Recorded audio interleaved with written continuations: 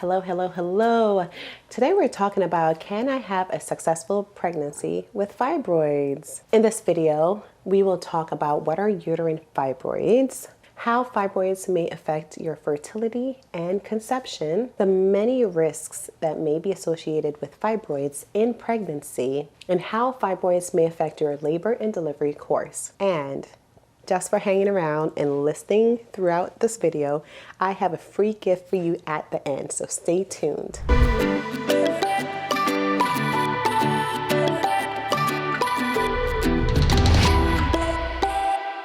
All right, so in this video today, we will be touching on quite a few things. So we'll be moving along pretty quickly. At any point, if you have questions or you want more explanation on something, please drop it below in our video. All right, so what are fibroids? Fibroids are non-cancerous, typically, growths inside of the uterus. And if you've been watching videos on my channel, you'll see that we've been talking about fibroids quite a bit. And I'm passionate about it because I too have a few fibroids myself. It really becomes a personal topic for me. But we say that these fibroids are non-cancerous, and really only 98 to 99% of them are. There's a small subset of fibroids that could be cancerous. And so because of that, it's important that you follow up with your OBGYN or your medical provider, whoever follows and tracks your fibroids.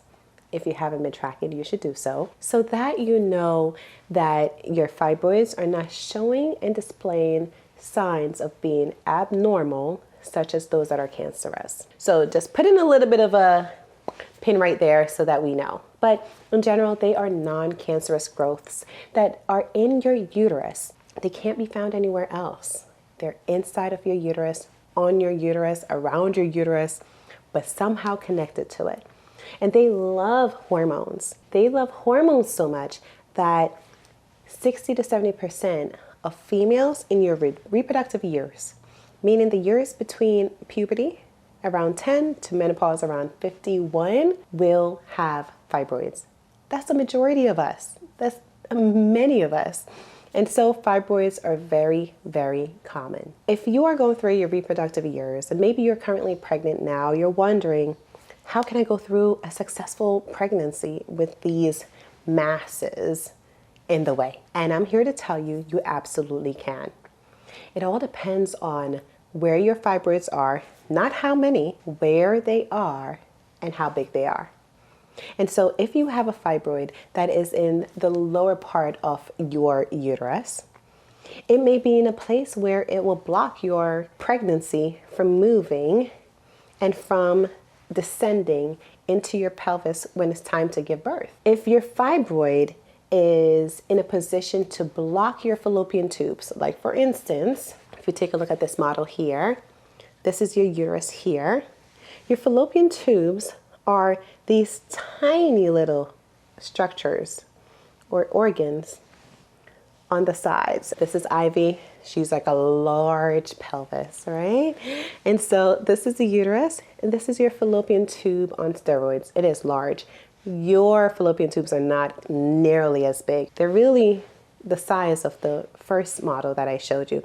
Extremely small, smaller than a straw.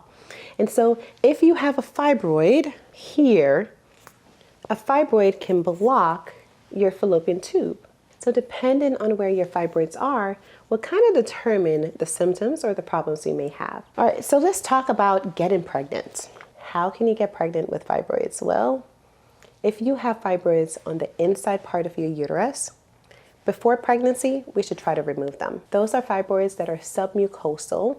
And the reason why we would want to remove them is because fibroids within that inside space of your uterus may cause miscarriages. They may also cause you to bleed a lot because that inner lining of the uterus is where there's a lot of blood formation. This is where the life of a pregnancy develops. This is where all the nutrients that are needed to maintain that pregnancy for 40 weeks happens right in that inner area. If you have submucosal fibroids, we should try to remove them before getting pregnant. Now, if you are pregnant and you do have these fibroids on the inside area, oftentimes if miscarriage doesn't happen, the pregnancy might not even stick to begin with. And so, have you ever heard of a chemical pregnancy? This is a pregnancy that has started, and instead of it sticking on the inside or continuing to develop inside of your pelvis, your body clears of it.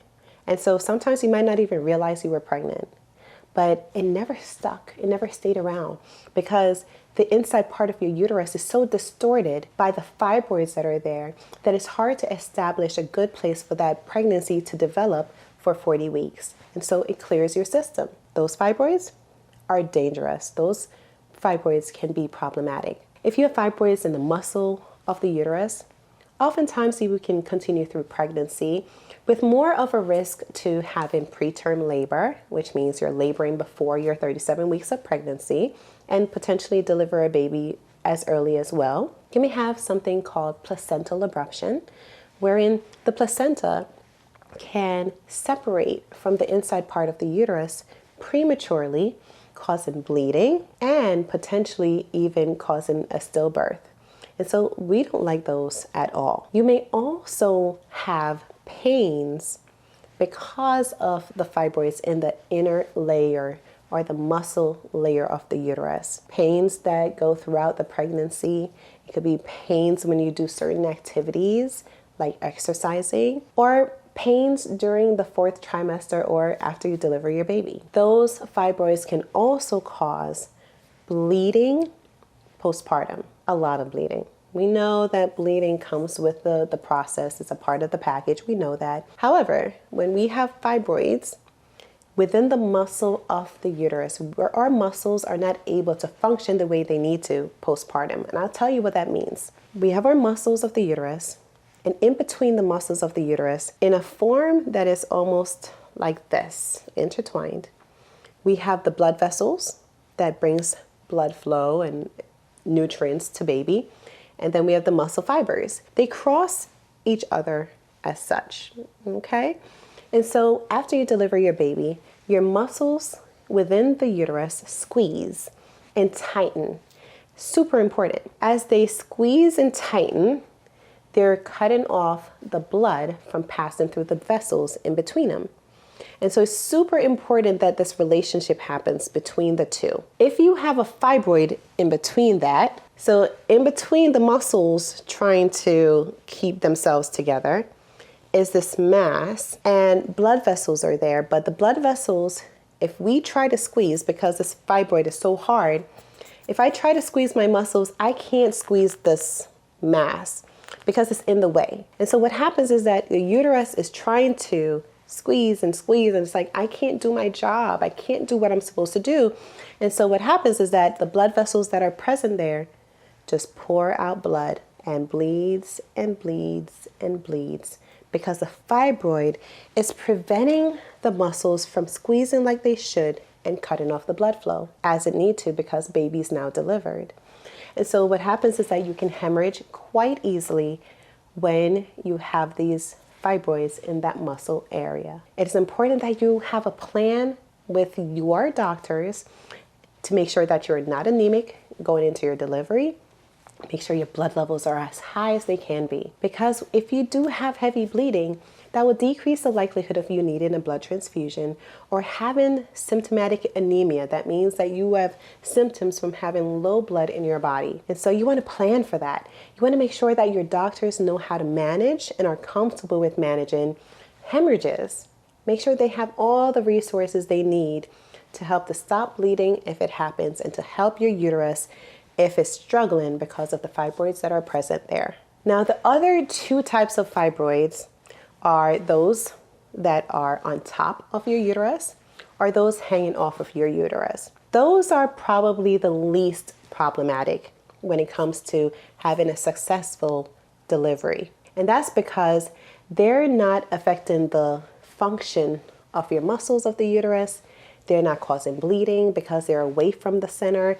They're really just present. The times in which these fibroids may be a problem may be if for some reason the fibroids are deeper in the pelvis, like in the back of the uterus. So for instance, if you had the fibroids back here, they can somehow prevent the baby from coming down in the pelvis, but the likelihood of this happening is very slim. So those are the major concerns that may happen if you have fibroids in pregnancy. Now, majority of the time, you can successfully deliver your baby without any issues. Your doctors will let you know if you're at risk of having the issues we discussed here in this video today.